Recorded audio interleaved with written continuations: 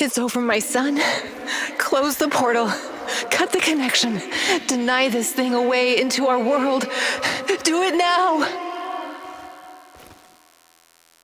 Son, please. It will kill her. It will kill the love of my life. Of our life. Please, there's another way. Just let me go. I've suffered long enough.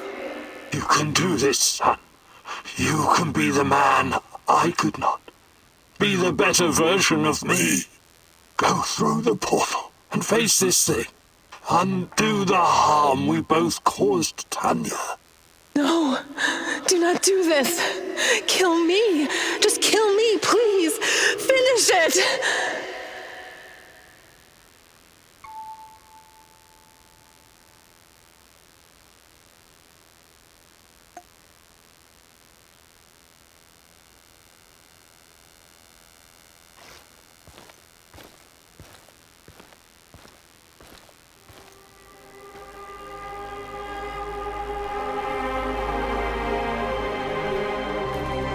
A single shot of adrenaline would have saved my ass. Why didn't you give it to me, you cheap fuck?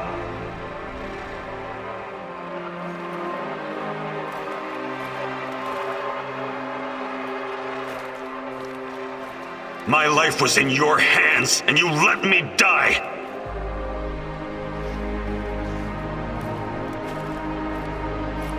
We were partners, old-timer.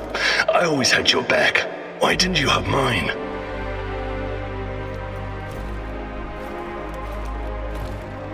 Taking care of us was your job. You let me die. You failed.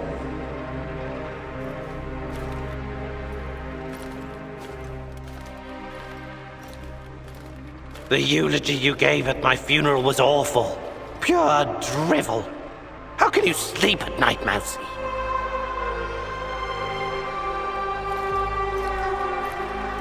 I trusted you. You were supposed to save us all.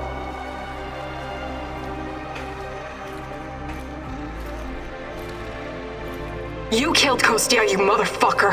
My Kostia! Why? Why did you betray me, Mousy?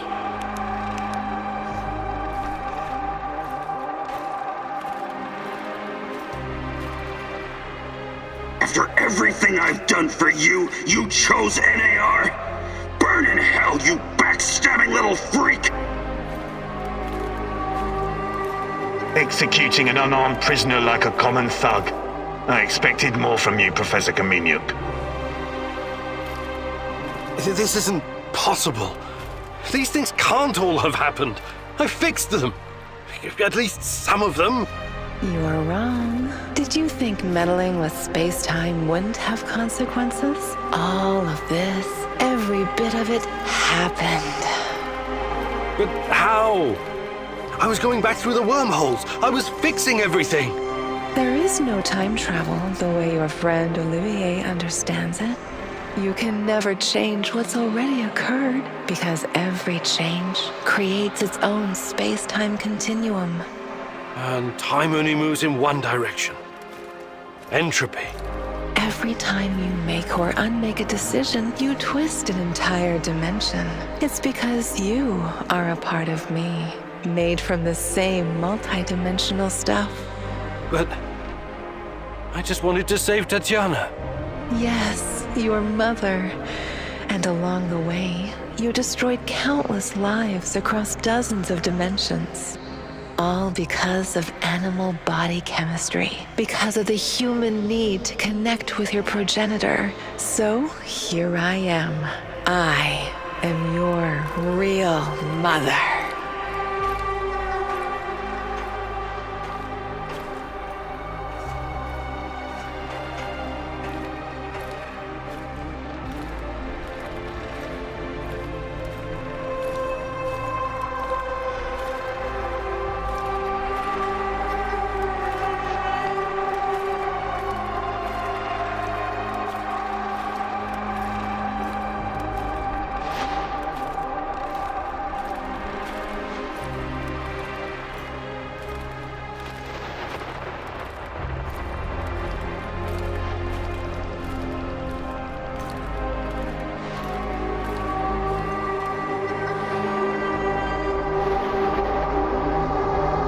are you? Chernobylite? I am God. Bullshit. There is no God. But it's a matter of perspective. To a spider under your boot, you surely are a god. Isn't that so, Igor? Don't call me that. I'm not. Ah, fuck. Having a bit of an identity crisis? As a poet once said, the child is the father of the man. The fear that clouds your mind is what makes your situation irreconcilable. Fear? No. I'm not afraid of. The fear of discovering there is nothing at the core of your persona but pure chaos. You simultaneously are and are not you. But don't worry, I am about to reveal the truth. After that, it won't matter anymore. What do you want from me? Have you ever wondered why, despite your technological sophistication, people so insistently pursue self-destruction? Why destroy your own ecosystem? Why you cannot help but slaughter each other and every other species? Why, over and over again, you sacrifice your own future for short-term gain? If you're thinking to catch me off guard with your freshman philosophy insights, you've got another thing coming. People are, for the most part, selfish assholes. I don't need an alien entity to tell me this. So what's next? Are you going to propose some kind of new world order to save us all? Am I to be your prophet and help you usher in a comic book utopia? I never expected you to be so nihilistic, but I suppose it isn't surprising. No, a new world order isn't enough to save you from yourselves. You are fundamentally flawed. Is that right? And why is that? Again, it's the fear. Fear of your own existence.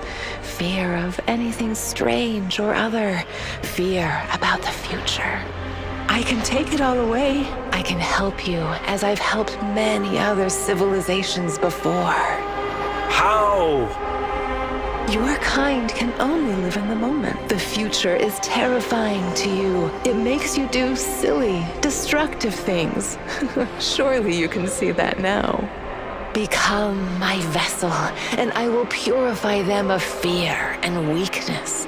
I will remake mankind in my image, burn away the dross in a firestorm the world has never seen. I must reduce everything to ashes so they can be reborn. That is some insane biblical shit. You're scared this will make you feel less special, less of a hero? This is what being a hero is all about. You went on a quest to heal the world, to find a cure. I am the cure. We can banter words for as long as you want. I have plenty of time. But the result is inevitable. You and I are already connected at the core. You cannot exist without me. Struggling against me will only tire you. It will not in the slightest change the outcome. You're like a fish, endlessly swimming the circumference of a wash basin. You want to jump out, but without me, you simply can't. All your science cannot help you. It's time to set aside this futile struggle. Help yourself and the world. Embrace me.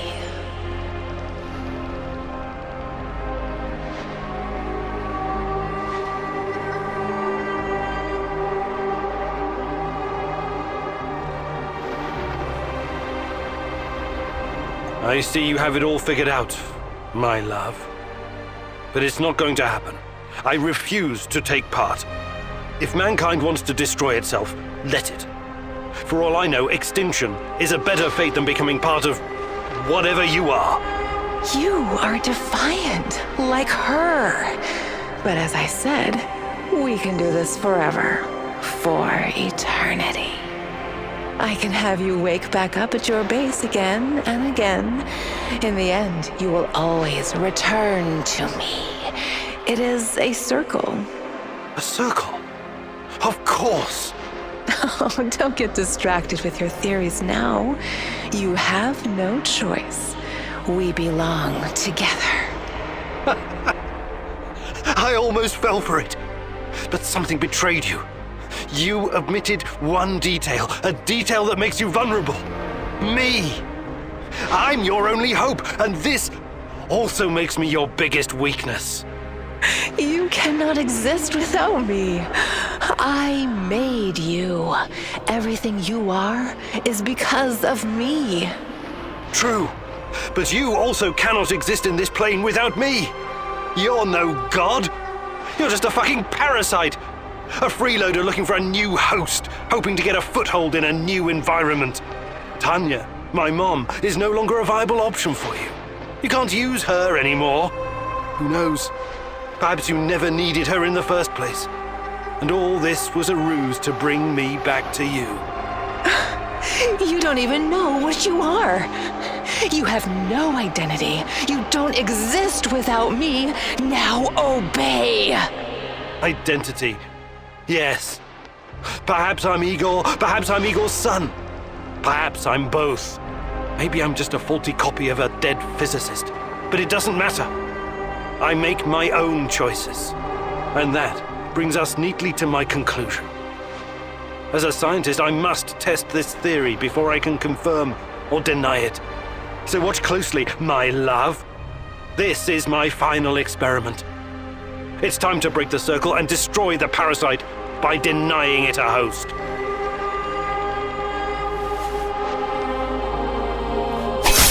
No! No! No!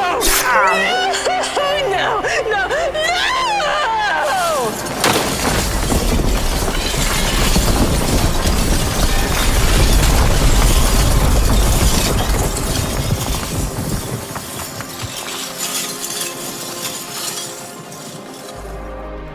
The protagonist never returned from the power plant.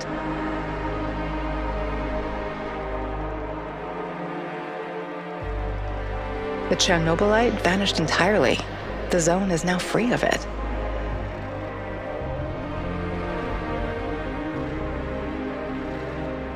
Igor stalkers drove off the remaining NAR troops and even convinced a few of them to join the cause. Now they're working together for the good of the Samoshels, tracking down the few remaining monsters still roaming the area. Olivier never had the chance to change his own past and prevent the ambush that wiped out his team. His obsession almost steered him down the dark path of treachery, but in the end, he redeemed himself by helping Igor with his mission. Even though it cost him his life, because he had been a part of something bigger than himself, he was at peace in his final moments. In spite of his flaws, Olivier will always be remembered in the zone for his courage and grit. For this haunted place will always be a monument to broken heroes with a twisted past.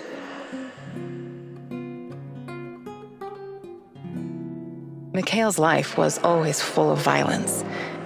He was the angriest, most obnoxious man Igor had ever known, but he was also unfailingly honest, both with himself and others. Mikhail's thirst to avenge his murdered friends was his main driving force, but working with Igor and the others eventually made him appreciate the kinder aspects of life. In spite of his rough manner and the darkness inside him, Igor came to like the neurotic stalker, and by the end, considered him a true colleague. Mikhail decided to remain in the zone and join the others in protecting their shared home.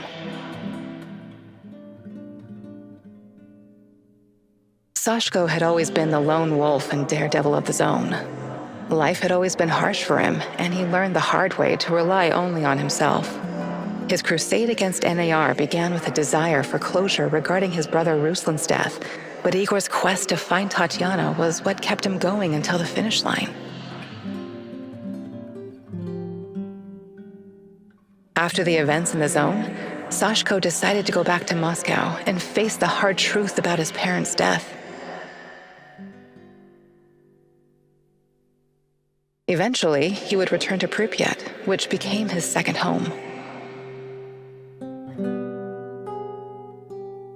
Tarakon's fight against the Rat King has reached an end.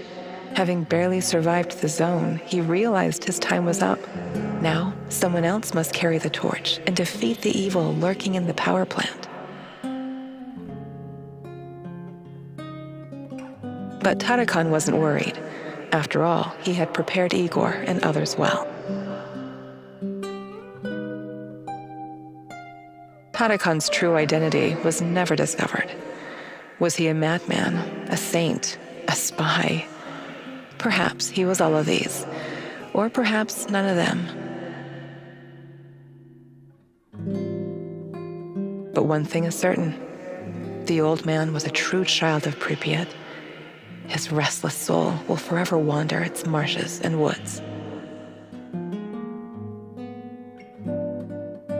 Olga's last thoughts were with her mother and those Samoshils. She had joined Igor in his mission because she knew what it meant to live with a hole inside you, a hole left by the departed. As a troubled teenager in Minsk, she'd never planned to become a freedom fighter or martyr, but sometimes we encounter the person who will change our destiny at just the right moment. Life is unpredictable that way. Olga will always be in the hearts of all the Samoshils whose lives she touched. Like so many before him, General Kozlov made the wrong choices while chasing a dream of the good life. War taught him about the cruelty and inevitability of loss, leaving him indifferent to human suffering.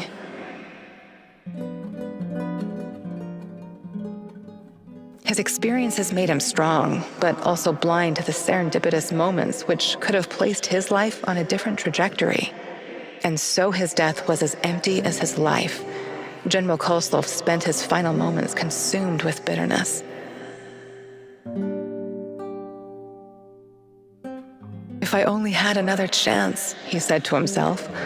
Alas, that is a privilege afforded to very few. Semenov's ambitions and neuroses eventually got him killed. He was a brilliant scientist, but could never come to terms with the collapse of the Soviet Union. Though not a devout communist, Semenov could not stomach the chaotic aftermath, for it reflected the emptiness of his own heart. And so he chased his green Chernobylite dream, hoping his experiments would usher in a new world order. In reality, what he sought was to fill the gaping void in his own soul. In the end, everything he thought he had achieved disintegrated into nothing.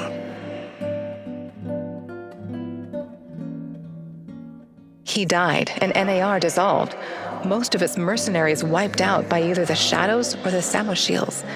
All that remains of NAR in the zone are the empty barracks and derelict labs, stark reminders of a misguided ambition based on human misery. Faced with staggering losses, the shareholders halted all funding.